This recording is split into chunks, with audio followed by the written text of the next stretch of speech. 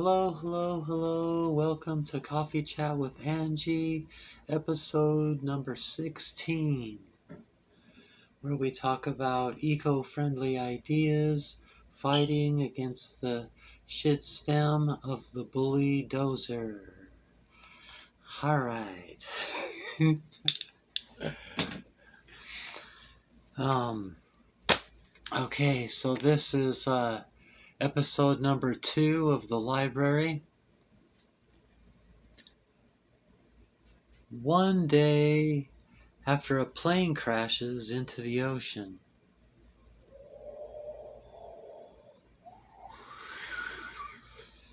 and I land on an island, stranded, straight from Kaifa Beach, as I called it, hidden near a palm tree by some sailor of the past. I found a small suitcase, a time capsule. It had few things inside, each of which I cherished, including a King James Version Bible, which I called the library. Stranded on the island, the library became my entertainment, my TV, my friend. Okay, episode number 2. Okay, thank you for your time. On episode 1 of the library coffee chat, episode number 9, 10, and 11, we did Genesis chapter 1. So now, episode number 2 of the library, we will look at Genesis chapter 2. This is one of the most famous stories of the Bible. Chapter 1 is the part about Earth being created in 7 days. Really, it just does the 6 days of creation because the 7th day is how chapter 2 begins. We won't do the whole Bible chapter by chapter, but the book of Genesis is so full of stuff that it will have to be chapter by chapter. Okay, so verses 1, 2, and 3 are the 7th day. We're on Genesis chapter 2. The first 3 verses are the 7th day of creation still. Okay? In the book of Proverbs, it says, 1 day to the Lord is like 1,000 of our years. So it is believed by evangelicals and fundamentalists that the earth was created from a big bang 6,000 years ago. Science says 4.5 billion years ago the sun was created and there was no beginning to the galaxy and to space. Many, like myself, don't believe the Bible is a book of science. It's a teaching about the creation of the human condition. Well, not the Bible, the book of Genesis. The Bible, is not a book of science, but right now, more specifically, with how we're doing the book of Genesis, Genesis chapter 1 and Genesis chapter 2 is about the human condition, combining it with the creation of the planet and sun. It is introducing the deity of the book.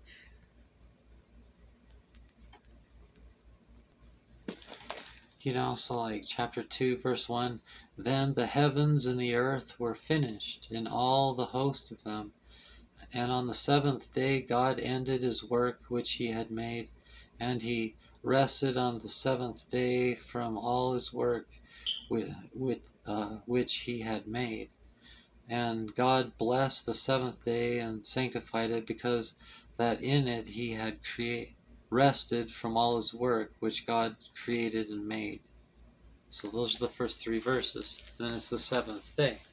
But then the chapter 1 and chapter 2 are 2 different texts put together. So the first 3 verses that we just read, that's still part of the original story because it's the 7th day. The original not original, the first story, Genesis chapter 1. So that's a big moment. That's the Sabbath is the first holiday, the first time there was that type of thing. So I explain on episode 1 how the creation story in Genesis is made out of two myths. The one from the records of the northern kingdom, where the priests were, and the one of the southern kingdom. So this explains some of the redundancies, like how chapter 2 is another creation story from verse 4 on, especially the sixth day of creation, when man and woman were created, Ardipithecus ramidus, between 4.8 and 5.8 and 4.4 million years ago in Ethiopia. So in episode 1 we did Ardipithecus ramidus, but in Genesis chapter 2, which is obviously another kingdom's myth, a redundancy, is more like Homo habilis, which was like 2.4 to 1.5 million years ago. Also from Eastern Africa and Tanzania, like Ardipithecus ramidus. Because it's not, hang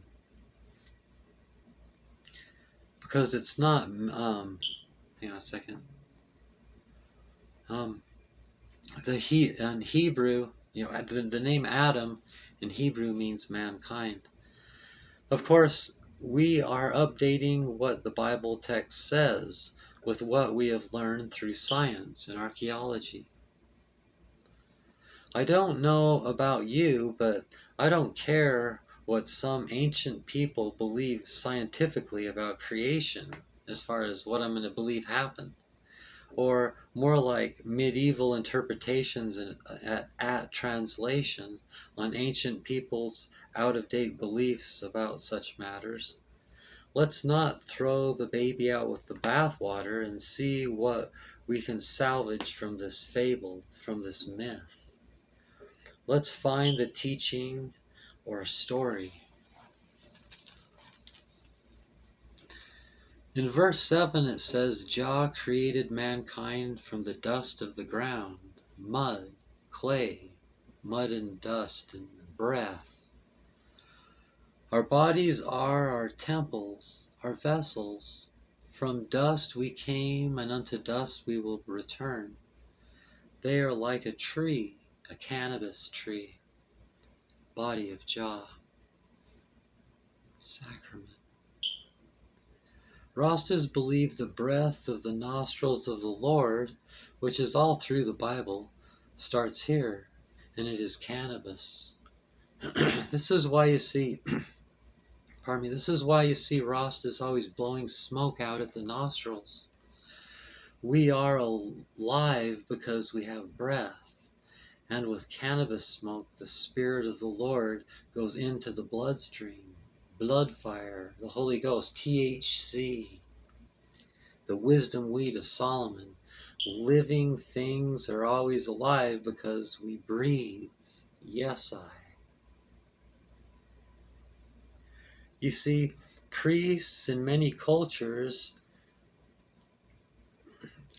blow either their breath or smoke on things to bless it.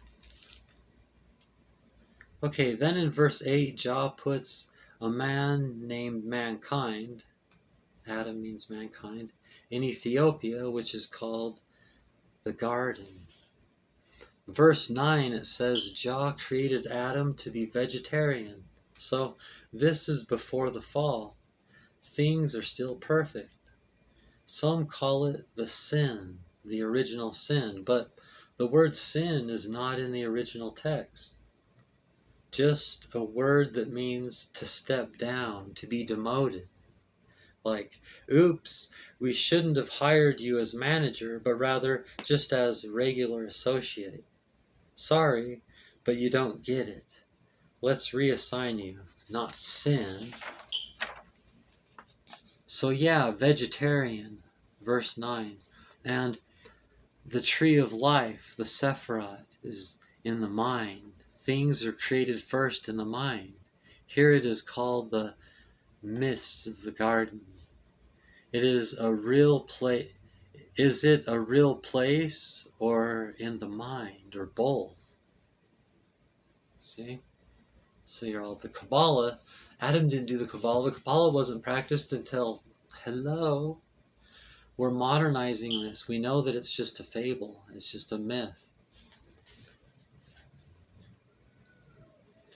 And the tree of the knowledge of good and evil, still verse 9, and like it says in the Metaphysical Bible Dictionary,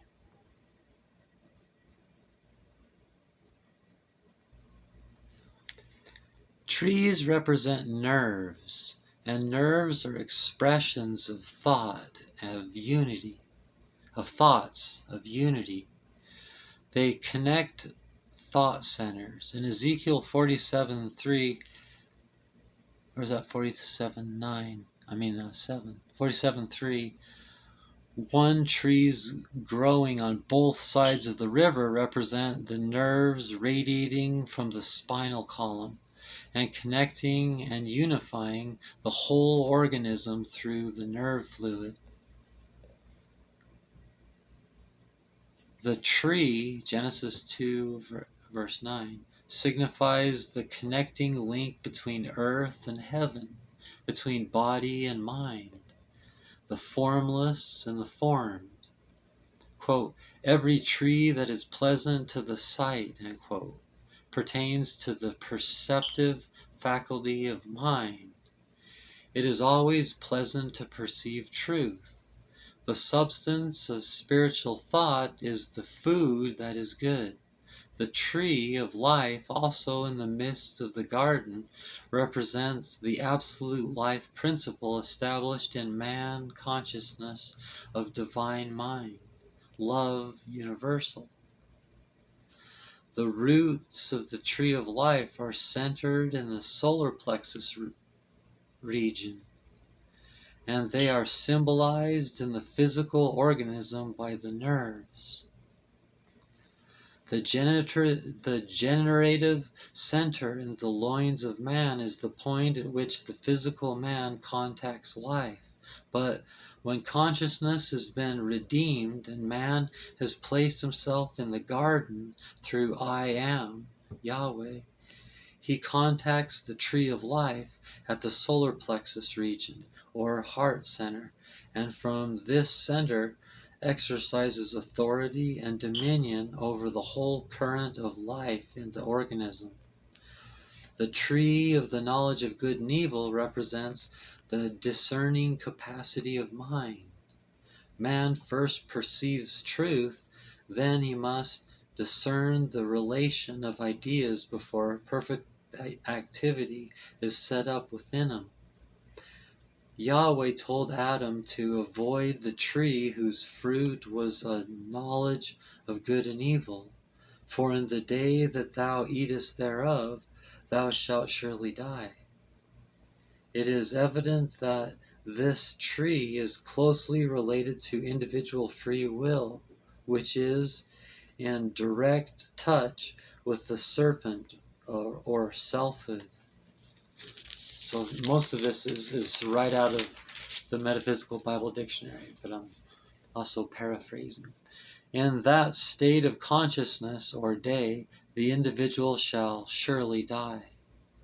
The branch that separates itself from the tree withers away and dies. So a belief by the ego that its life, substance, and intelligence are self-derived cuts off the source of supply, and the ego begins to resolve in a material vortex whose dominant tones are good and evil, birth and death, duality. It is through the affections, the feminine in us, that we partake of both good and evil. The soul, or woman, was given to man by Jehovah and is the avenue through which the inspirations of spirit come. When the I am assumes mastery over the soul, it brings forth only good. If man could lay hold of the tree of life while able to be willed, he would go on living in the negative part of his being and would bring destruction upon himself.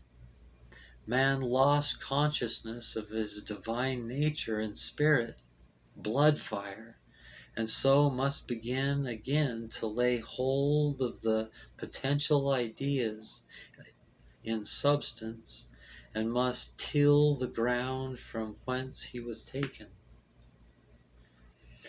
The spiritual life is protected from the coarser consciousness by the flame of a sword which is turned every way, or the word of God and the cherubim, secret wisdom.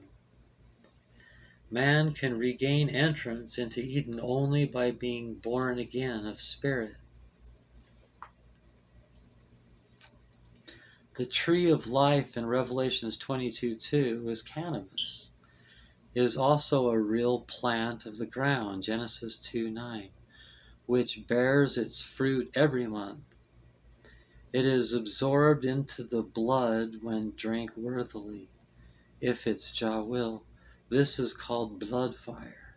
This inherent life in the organism is symbolized in the physical by the nerves and spiritual column.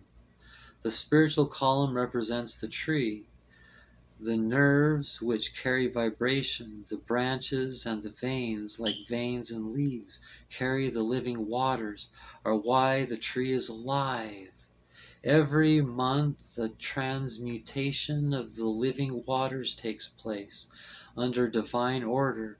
Thus are the 12 manner of fruits produced by the tree of life in the midst of the garden, the spiritualized body, enlightenment. Man is kept from partaking of this precious, healing, life-giving fruit only by thoughts of sensuality. When this phase of sense consciousness is taken up in truth and eliminated, and the idea of purity is built in, man's body begins to express its original holiness and perfection. So, like, as far as that, with like the purity culture and that, the truth is that the people that wrote the New Testament and just like Christianity adding its ideas to everything and all that, they if you wanted to be celibate, that would be preferable, but most people wouldn't be able to do it. So it's okay to maybe get married, if that's what you want to do. The sex was is like there's a definite. It's not a good thing really, but I don't believe that. I don't believe that it's it affects. I mean, it can. Anything can be bad. But if used correctly, it's a good thing. It should be a good thing and healthy. So maybe some kind of updating there. I'm not sure. We eat of the fruit of the tree of life when we appropriate ideas of divine life, ceasing to dwell on life as something that comes and goes, or something that is governed by birth and death. Spirit, a name for God. Spirit and mind are synonymous. Therefore, we know God's Spirit as mind, the one mind, or intelligence of the universe.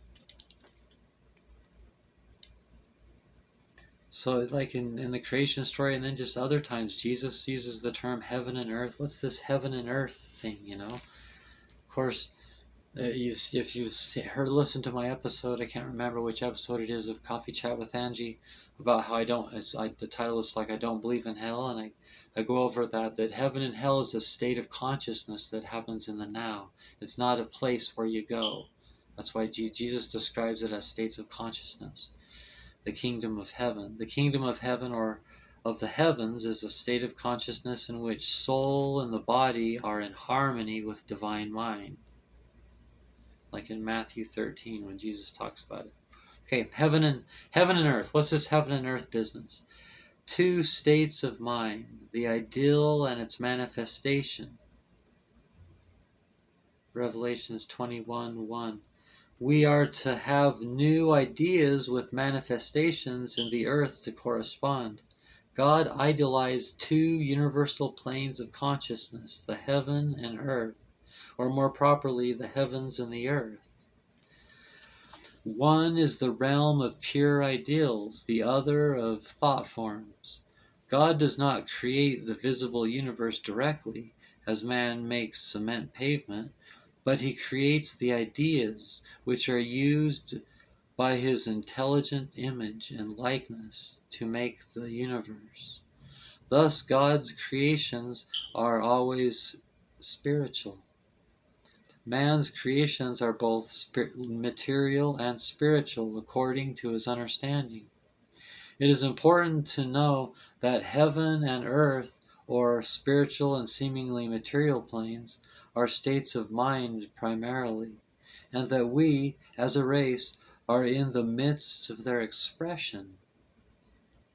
The creative process has been going on for eons, and a great mass of thought force and mind force has been evolved. Man's body is the earthly side of the inner heaven or mental realm.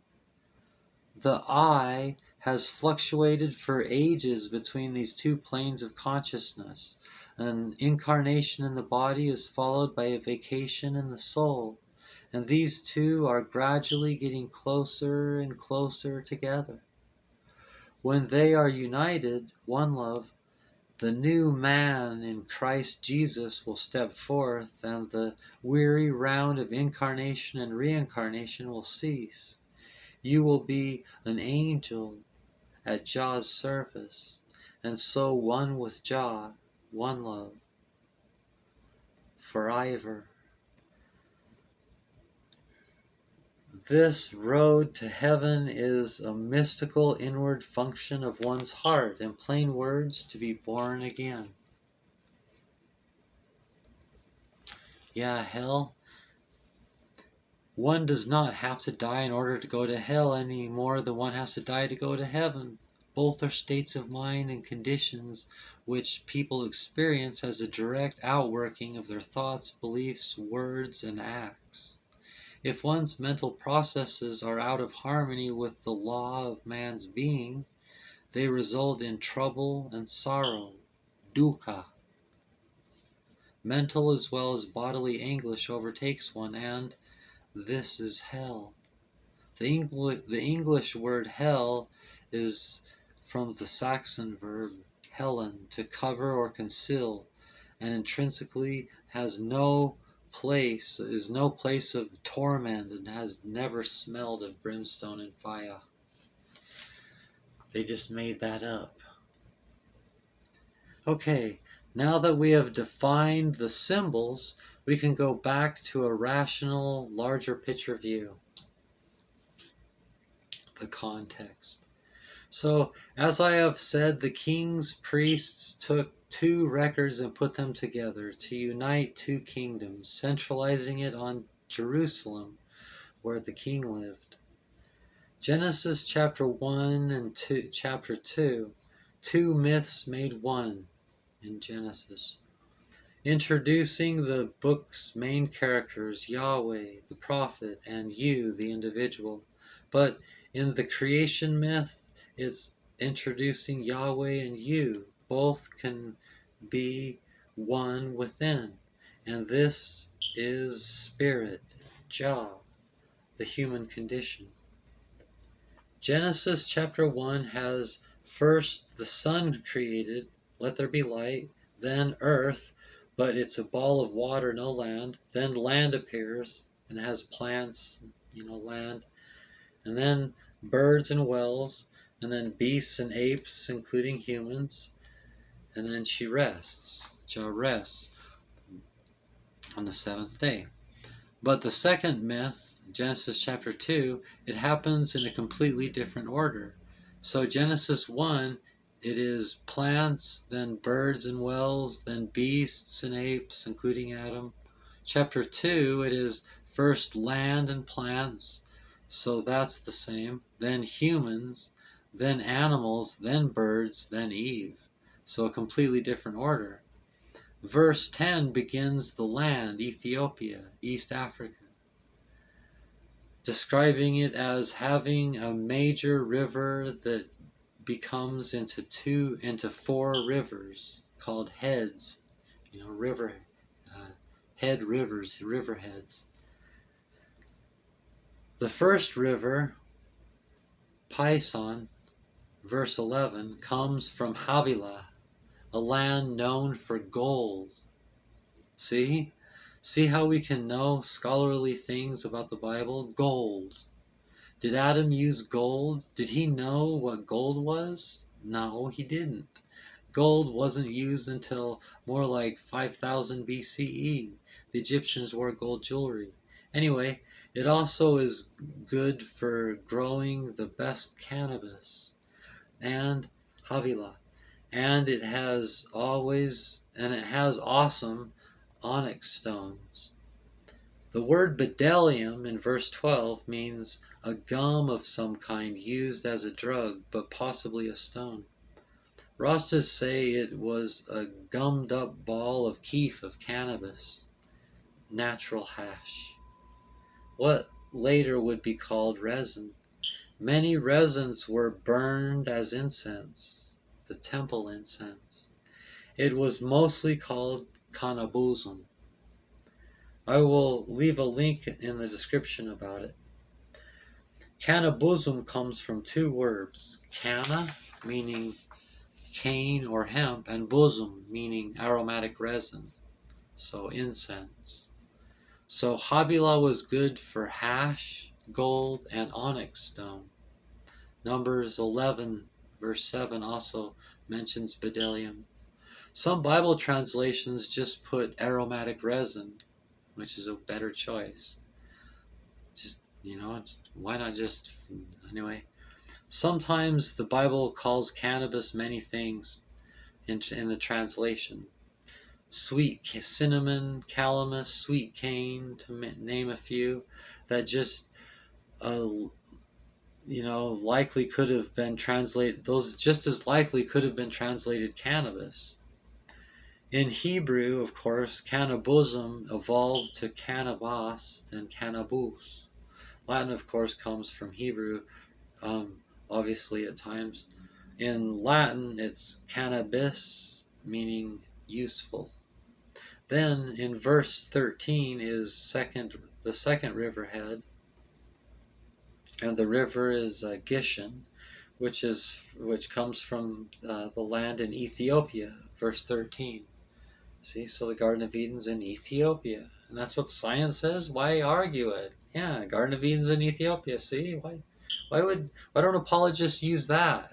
Why did when you just in Africa, everybody knows the Garden of Eden was in Ethiopia anyway, and of course, though, through science, archaeology, we know we came from East Africa back then. Homo habilis, 1.5 million years ago. Adam, who was a descendant of microbial Eve, who lived more like 3 billion years ago.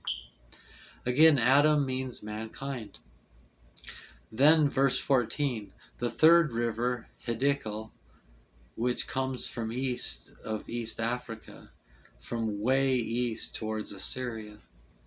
And the fourth river is Euphrates. It almost forgets to mention that, verse 14. Most people mistakenly think the whole garden was in Iraq because it has a river that is also called Euphrates. Notice it doesn't say anything about the Tigris. Today we know we come from Ethiopia. And besides, this is just a myth, remember? Heaven is within, and so is Jah, remember? Anyway, verse 15, Jah, aka Yahweh, who apparently is within, in our thoughts where we create things. Jah, the creator from thoughts, Yahweh, within Adam, fire, water, air, and earth, the tetragrammaton, Yahweh, aka Jah. Jah puts Adam from within him into the garden, and he self-appoints himself, therefore, to care for all the garden's creations. Then, verse 16, he is commanded to be vegetarian, just not the tree of the knowledge of good and evil, which is the 11th Sephirah in the tree of life in the Kabbalah, the Sephirah of Dot, which in Hebrew means knowledge. I will leave a link below to my video about Dot, one of my most popular videos. Dot is very taboo, see? You want to watch it, huh? Apparently the fruit is appealing, tempting. It's shadow. So just like Mary planning out the life of Jesus, her son, Yahushua, Adam and Eve plan out how it will go. How will it go? Well, that's the next chapter, chapter 3, the next episode of the library. But wait, the rest of this chapter is important. The story of the creation of Eve. Okay, verse 18.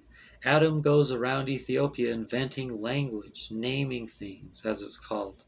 So now, to historicize, to modernize this verse, we have to go from Homo habilis around 1.5 million years ago to 50,000 years ago. Sure enough, the first languages were in East Africa, but it was 50,000 years ago. Of course, the priests that made up this part of the myth didn't know that, but we do. Luckily, Adam means mankind, so he can be many people rolled into one, like Merlin, or many other, maybe more like most. We just don't realize it, other myths.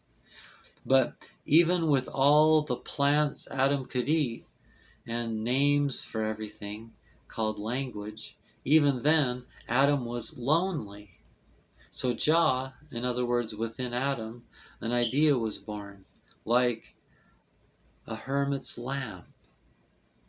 He would need a female, like the animals, like his ancestors before him, to the birds and the bees, like his mom would have called it. Anyway, then the arguably most famous part of the story, Adam makes a woman out of his rib. In other words, she too is made of dirt, and unto dirt she will go. Mud, clay, really. Then he names her Eve, and he marries her, making her family, flesh of flesh, family, one flesh. Then, verse 24, he is grossed out by his mom and dad sexually, right? Sex with mom and dad is gross. So he uncleaves from his mom and dad and cleaves to Eve, one flesh, the first. So we think anyway, maybe he got the idea from his uncles, Adam and Steve. We don't know. The text just isn't that specific. Then it ends with the tarot card, the Lovers. That card, as you know, has a naked man and a naked woman on it because they are Adam and Eve before they lost their virginity, when they were innocent. Like, I could have had a V8. One more quick reference to Adam being an Ethiopian. His name can also mean red mud. East Africa was originally called the two red mudlands, meaning Upper and Lower Egypt. Upper Egypt is today Ethiopia, and lower is Egypt. And the river in the garden today is called the Blue Nile, and it goes into Egypt where it's just called the Nile.